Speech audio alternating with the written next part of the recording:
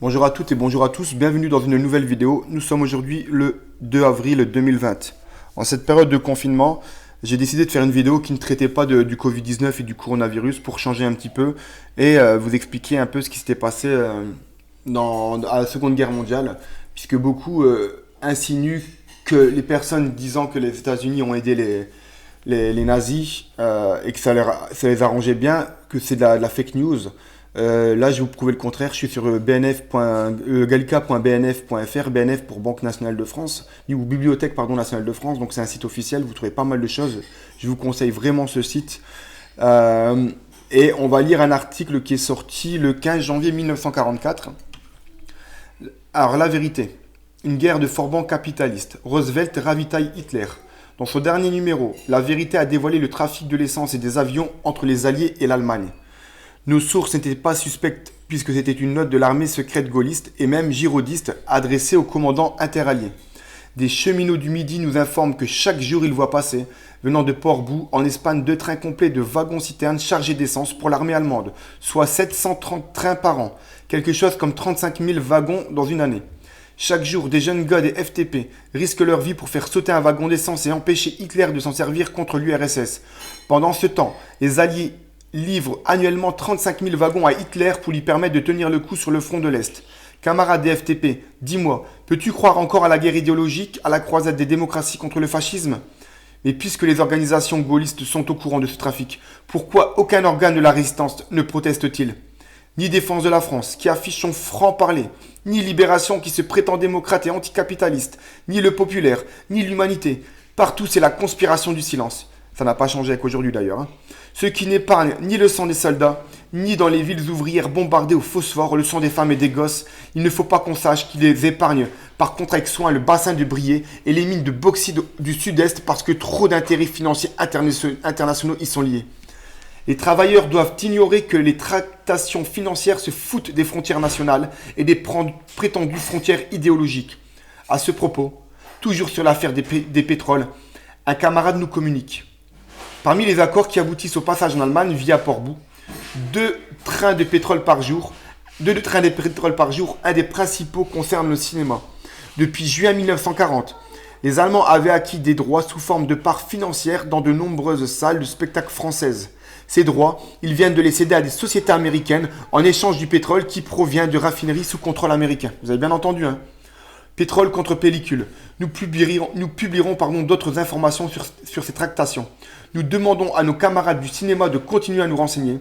Toute leur documentation sera vérifiée, car la vérité entend briser le silence public de la presse bourgeoise, tant hitlérienne que pro-alliée. Il faut que chaque ouvrier y reconnaisse le masque arraché, le vrai visage des belligérants impérialistes. Nulle part les croisés de la civilisation et de la paix, mais des forbans capitalistes qui font s'entretuer les peuples pour le partage des marchés et qui, au cours même de la guerre, continuent entre eux leurs fructueuses affaires. Il faut que les ouvriers comprennent que leur sort et celui de l'URSS ne se joue pas sur les fronts de guerre entre impérialismes rivaux, mais sur le front de la lutte de classe. Le front ouvrier où entre l'impérialisme et le prolétariat mondial se décide le sort de la civilisation et de la paix. Aux guerres. On ne détruit pas la vérité, on le passe à ses voisins. J'aime bien ce petit slogan. Donc on va lire un deuxième article pour appuyer celui-ci. Donc abonnez-vous et activez la petite cloche pour être la petite notification pour être averti des prochaines vidéos qui se passeront. Un jour je ferai un live à visage caché, on va dire, pour m'éviter les problèmes pour le moment. Donc voilà, on discutera entre nous de ce qui se passe actuellement.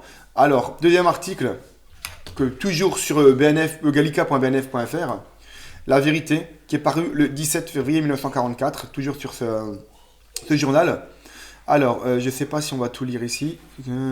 Par ta grève, discours, ça, voilà. Ici. Après une guerre de forbans capitalistes, après le pétrole, les minerais. Les États-Unis viennent d'annoncer qu'à partir du 1er février, si jamais vous souhaitez avoir les liens de ces deux pages de journaux, demandez-les-moi en commentaire, je mettrai les liens en commentaire.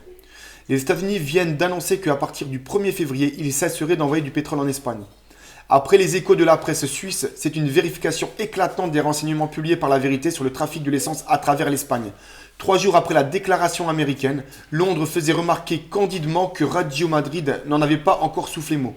Il est évident que Madrid n'était pas pressé d'apprendre au peuple espagnol qu'il ne recevrait plus les tonnes du pétrole dont il n'a jamais vu la couleur.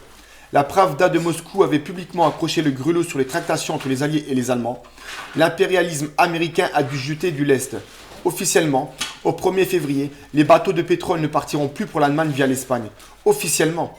En réalité, l'ingéniosité de la Standard Oil, donc qui est quelque chose d'américain, et la complicité de Roosevelt sauront certainement assurer l'exécution des marchés germano-américains, en pleine guerre, je rappelle. Mais l'affaire du pétrole n'est pas isolée. Nous avons déjà signalé l'envoi d'avions américains à l'Allemagne par le Portugal. Aujourd'hui, nous donnons quelques renseignements sur le trafic du minerai. Des camarades qui reviennent d'Allemagne nous demandaient pourquoi les grandes usines allemandes de produits chimiques ne sont-elles pas bombardées. Alors que 150 000 travailleurs, femmes et enfants de Hambourg ont été carbonisés, pourquoi les usines de la Lena, par exemple, restent-elles toujours debout?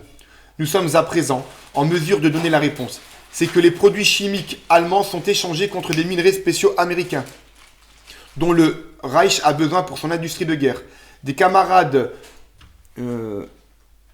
sûrs nous informent que ce troc s'effectue régulièrement par l'Espagne. Il se confirme une fois de plus que les brigands impérialistes continuent leurs fructueuses affaires, en même temps qu'ils forcent les travailleurs de tous les pays à s'entre-égorger entre eux. Pour eux, les traites à la classe ouvrière s'efforcent de voiler cette vérité élémentaire pour persuader les prolétaires qu'ils doivent, docilement servir de robots et de chair à canon pour que les capitalistes puissent s'ouvrir de nouveaux marchés. Au nom de la libération ou de l'Europe nouvelle, ils enchaînent les esclaves du travail à leur maître du capital. Ils les invitent à se ranger derrière les gouvernements capitalistes de Vichy ou d'Alger. Pendant ce temps, par-dessus des millions de cadavres, le trafic de l'essence, des avions, des minerais continue contre l'URSS et la classe ouvrière. Donc voilà, donc à travers ces deux lectures d'articles, vous vous rendrez compte que nos alliés n'ont pas été nos alliés. En fait, ils ont continué à faire du business, à vendre du pétrole, à les fournir en voiture, en Ford et tout ça. Un moteur Ford aussi, je ne sais pas si je l'ai lu, mais également un moteur Ford. Donc les alliés, en fait, ça a été un gros business pour eux. Ils voulaient justement que la guerre continue pour continuer à faire leurs petites affaires. Donc partagez cette vidéo pour montrer que ce n'est absolument pas du complotisme, parce que lorsqu'on parle de ça, bien souvent les gens redisent c'est du complotisme. Mais là, je vous apporte deux preuves de gallica.bnf.fr, de journaux qui sont sortis en février 1944. Et le premier que j'ai lu, je crois que c'était janvier aussi, 1944. Donc n'hésitez pas à vous abonner à ma chaîne, cliquez sur le petit icône en forme de cloche et partagez cette vidéo. A très bientôt.